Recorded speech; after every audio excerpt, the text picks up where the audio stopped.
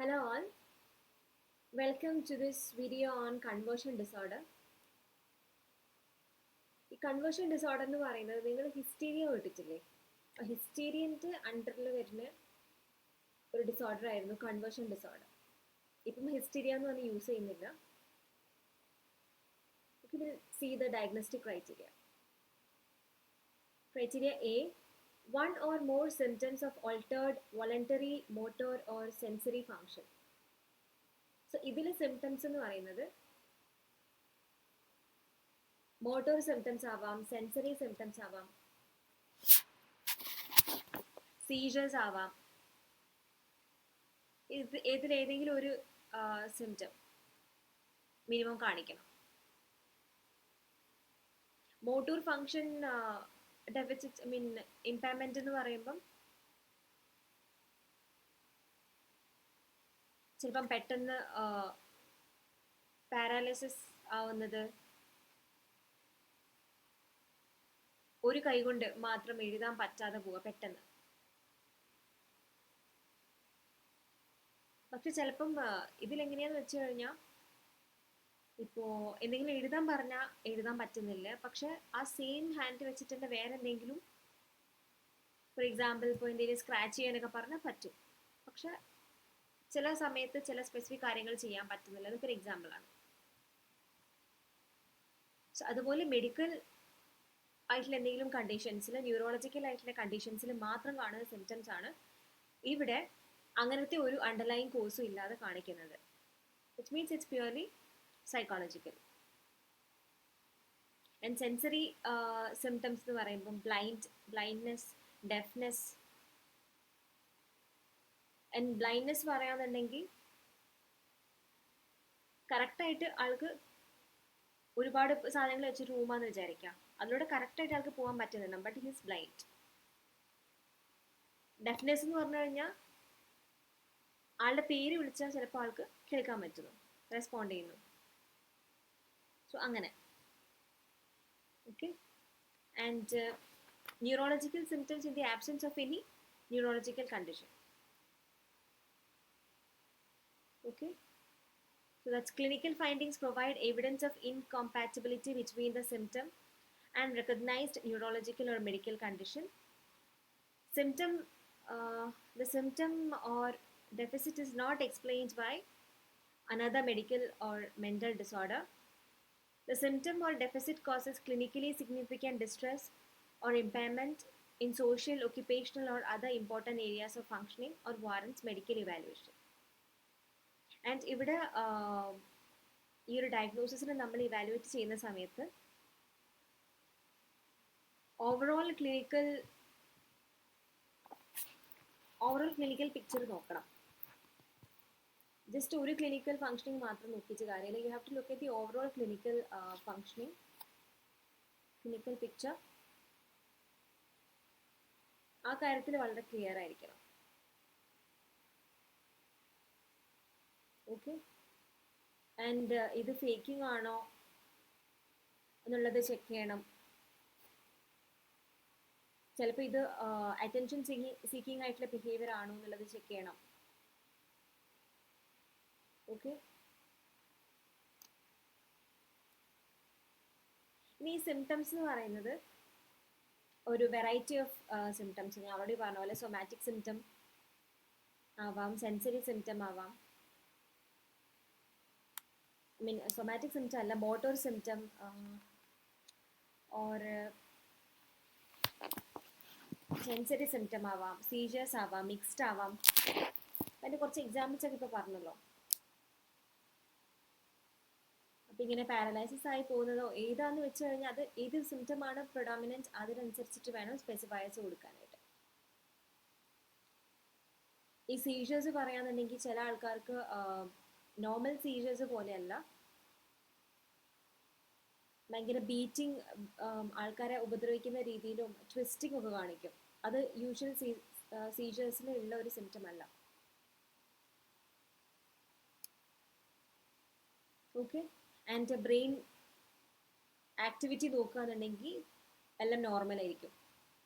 Usual സീജറിനുള്ള പോലെയുള്ള brain abnormalities ഒന്നും test ചെയ്ത് കഴിഞ്ഞാൽ കാണില്ല. അതുപോലെ തന്നെ സെൻസറി സിസ്റ്റത്തിലാണെങ്കിലും സ്പീച്ചിലാണെങ്കിലും ഒക്കെ ഉണ്ടെന്ന്. Okay, so that has to be evaluated. Psychogenic ആണോ അല്ലയോ എന്നുള്ളത് ടെസ്റ്റ് ചെയ്യണം. Okay, and we have glove anaesthesia. Glove ഇട്ട കയ്യിൽ ആ സെൻസേഷൻ ഫീൽ ചെയ്യുന്നില്ല, ലൈക്ക് കൈയുള്ള പോലെ ഫീൽ ചെയ്യുന്നില്ല. That is glove anaesthesia. Okay, now acute ആണോ വിത്ത് സൈക്കോളജിക്കൽ സ്ട്രെസ്സർ ആണോ എന്നുള്ളത് സ്പെസിഫൈ ചെയ്യണം. acute means symptoms present for less than 6 months. then persistent ആണെങ്കിൽ symptoms occurring for 6 months or more. ഇനി വിത്ത് സൈക്കോളജിക്കൽ സ്ട്രെസ്സർ ആണോ വിത്തൗട്ട് സൈക്കോളജിക്കൽ സ്ട്രെസ്സർ ആണോ, stressor introduce ചെയ്തതിന് ശേഷമാണോ ഇത് വന്നതെന്നുള്ള കാര്യം നോക്കിയിട്ട് മെൻഷൻ ചെയ്യണം. now causes. Conversion disorder is said to develop in people under stressful conditions or internal conflicts. Actually ഇതിൻ്റെ causes ഇപ്പോഴും അൺനോൺ ആണ്. കറക്റ്റായിട്ട് എന്തുകൊണ്ടാണെന്നുള്ളത് അറിയില്ല. പക്ഷെ സ്ട്രെസ്സ് തന്നെയാണ്, സ്ട്രെസ്ഫുൾ ഈവൻറ്റ്സ് തന്നെയാണ് ഒരു കോസായിട്ട് പറയുന്നത്. അതുപോലെ ഇത് സ്ട്രെസ്ഫുൾ ആയിട്ടുള്ള ഈവൻറ്റ്സ് ലൈഫിൽ ഒരു വലിയ ഇമ്പാക്റ്റ് ഉണ്ടാക്കുന്നു. അതിൻ്റെ ഒരു റിസൾട്ടായിട്ടാവാം. എന്തായാലും അങ്ങനെ ഒരു പാസ്റ്റ് നെഗറ്റീവ് ലൈഫ് ഇവൻറ്റ് ഉണ്ടെന്നുണ്ടെങ്കിൽ കൺവേർഷൻ ഡിസോർഡർ സിംറ്റംസിൻ്റെ സിവിയറിറ്റി ഇൻക്രീസ് ആവാൻ ചാൻസ് ഉണ്ടെന്ന് കണ്ടിട്ടുണ്ട്, സ്റ്റഡീസിൽ കണ്ടെത്തിയിട്ടുണ്ട്. പിന്നെ ഇതിനോട് ലിങ്ക് ചെയ്ത് പറയുന്നത് ഫ്രോയിഡിൻ്റെ കുറച്ച് ഐഡിയാസ് ആണ്. ഇത് കുറേ ആക്സെപ്റ്റഡ് അല്ല എങ്കിലും കൺവേർഷൻ ഡിസോർഡറിനെ പറ്റി പറഞ്ഞിട്ടുണ്ട്. ലൈക്ക് ഫ്രോയിഡിൻ്റെ ഒരു കോൺസെപ്റ്റ് എന്താണെന്ന് വെച്ച് കഴിഞ്ഞാൽ കൺവേർഷൻ ഡിസോർഡർ വരാനുള്ള ഒക്കറിയാനുള്ള reason it's due to the body's repressed sexual needs. So ഒരിക്കൽ റിപ്രസ് ചെയ്ത് വെച്ചിരിക്കുന്ന ഡിസൈഡ്സ് ഒക്കെ പുറത്തേക്ക് വരികയാണെന്നുള്ള രീതിയിൽ ഒരു ത്രെറ്റനിങ് ആയിട്ടുള്ള സിറ്റുവേഷൻ ആണ് ആ ഇൻഡിവിജ്വലിന്. റിപ്രസ്ഡ് ആയിട്ടുള്ള ഡിസൈഡ്സ് ഒക്കെ പുറത്തേക്ക് വരാമെന്ന് പറയുന്നത്. സോ ആ ഒരു ത്രെറ്റിനെ, ആ ഒരു പെയിനിനെ മാനിഫെസ്റ്റ് ചെയ്യുന്നത് ഫിസിക്കൽ സിംറ്റംസ് വെച്ചിട്ടാണ്. ഇതുപോലെ കൺവേർഷൻ ഡിസോർഡർ ആയിട്ടായിരിക്കാം കാണിക്കുന്നത്. And Freud noted two gains from having this disorder. Primary gain would be the avoidance of intra-psychic conflict, and secondary gain would be the attention from loved ones. So ഇങ്ങനെ ഒരു symptoms കാണിക്കുന്നതിൻ്റെ gains എന്തുകൊണ്ടാണ് individual ഇങ്ങനെ കാണിക്കുന്നതെന്ന് വെച്ച് കഴിഞ്ഞാൽ, ഒന്ന് ആ ഒരു intra-psychic conflict ഒഴിവാക്കാൻ വേണ്ടിയിട്ട്, രണ്ടെന്ന് വന്നു കഴിഞ്ഞാൽ അറ്റൻഷൻ കിട്ടാൻ വേണ്ടിയിട്ട്. ഇപ്പോൾ എന്തെങ്കിലും ഒരു ആക്ടിവിറ്റി ഒഴിവാക്കാനാവാം, അല്ലെങ്കിൽ ലവ്ഡ് വൺസിൻ്റെ അറ്റൻഷൻ കിട്ടാൻ വേണ്ടിയിട്ട്. And there is some negative reinforcement here. എന്തെങ്കിലും ഫിസിക്കൽ ഡിസബിലിറ്റീസ് ഉണ്ടാകുമ്പം ആ പേഴ്സണ് അച്ചീവ് ചെയ്യുന്ന ഒരു is being reinforced negatively. Like to avoid stressful situations, to gain attention from loved ones, ഇതൊക്കെയാണ് നെഗറ്റീവ് റീഇൻഫോഴ്സ്മെൻറ്റ് എന്ന് പറയുമ്പോൾ ഉദ്ദേശിക്കുന്നത്. ഓക്കെ, അപ്പോൾ ഇതുകൊണ്ടൊക്കെ ആവാം ഈ ഡിസോർഡർ ഡെവലപ്പ് ആവുന്നത്. Treatment, treatment option is also very limited. എൻ്റെ സ്റ്റഡീസ് നടന്നതും വളരെ കുറവാണ് ഈ ഏരിയയിൽ. ബിഹേവിയറൽ അപ്രോച്ചാണ് ട്രീറ്റ്മെൻറ്റിന് വേണ്ടി യൂസ് ചെയ്യുന്നത്.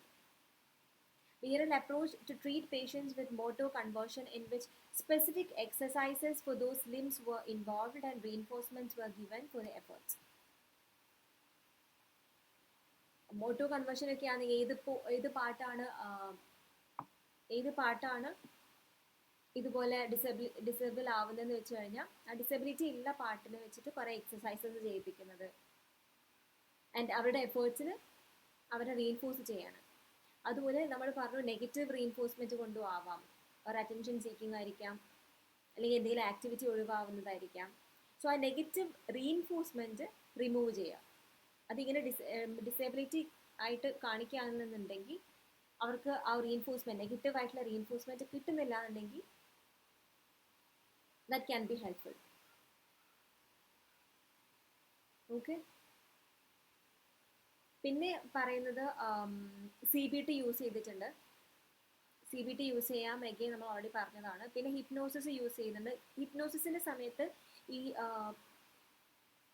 ഏത് സിംറ്റം ആണോ കാണിക്കുന്നത്, ഏത് പാട്ടാണോ ഫോർ എക്സാമ്പിൾ ഡിസബിലിറ്റി കാണിക്കുന്നത്, ആ പാട്ട് പക്ഷേ ഹിപ്നോസിസ് ചെയ്യുമ്പോൾ കറക്റ്റായിട്ട് വർക്ക് ചെയ്യുന്നുണ്ട്, അതിന് ഫങ്ഷൻ ചെയ്യുന്നുണ്ട്. ഓക്കെ, അപ്പോൾ ചിലപ്പം ഹിപ്നോസിസിൻ്റെ കൂടെ വേറെ തെറാപ്യൂട്ടിക് ടെക്നിക്സും കൂടെ കൊളാബറേറ്റ് ചെയ്തിട്ടൊക്കെ, ഏത് പേഷ്യൻറ്റിനനുസരിച്ചും അതിൻ്റെ സിംറ്റം സിവിയറിറ്റിക്ക് അനുസരിച്ചിട്ടൊക്കെയാണ് ട്രീറ്റ്മെൻറ്റ് ചൂസ് ചെയ്യുന്നത്. പക്ഷെ ഭയങ്കര ലിമിറ്റഡ് ആണ് options. So thank you so much.